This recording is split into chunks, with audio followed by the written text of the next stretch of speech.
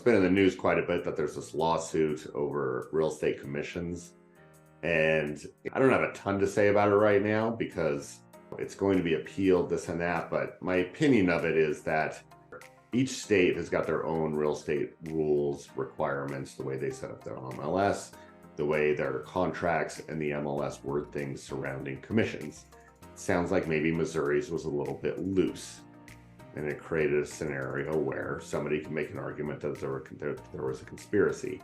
First of all, it's going to get appealed. There's just some things about the way that trial was configured, that certain things were allowed to be argued, some things weren't, and it sounds like they're going to be able to argue some different things in the appeal, if the appeal goes through.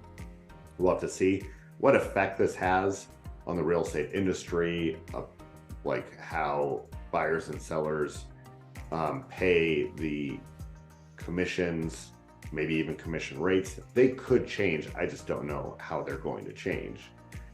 If people are worried about commission rates, that's one thing. I mean, they're negotiable. It's one thing that everybody needs to remember. But what's to say there's a handful of companies that they buy all the houses and then they resell them.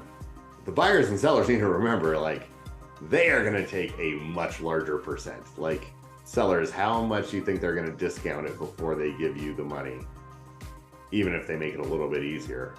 And buyers, how much do you think they're marking up that property? It is a lot. It will be a lot more than the real estate commissions are, is my bet. There are some kind of NAR talking points about, like, this is going to affect first-time home buyers more. It will affect FHA buyers much worse, VA buyers much worse. And while that might be true, if they just do a wholesale change to the way the real estate commissions are done, sure. I'm pretty sure that they're going to figure out a system to where these people aren't necessarily harmed. What we want is a fair market where buyers and sellers get great service. And I think that's what matters the most, no matter what happens to the real estate commission structure. I do want it to be better for buyers and sellers. So if there's an improvement that needs to be made, great. One of the things that I think should maybe come out of this is perhaps a higher standard from the National Association of Realtors. They make it very easy to get your license and keep your license and practice this. And who you hire matters. I'm sure there's plenty of people out there who do a bang-up job and deserve every cent of their commission, if not more. But I also know that there's some out there that maybe aren't the most skilled. They haven't seasoned themselves. They don't act as a fiduciary, which is one of the requirements of us, to act in the interest of our clients.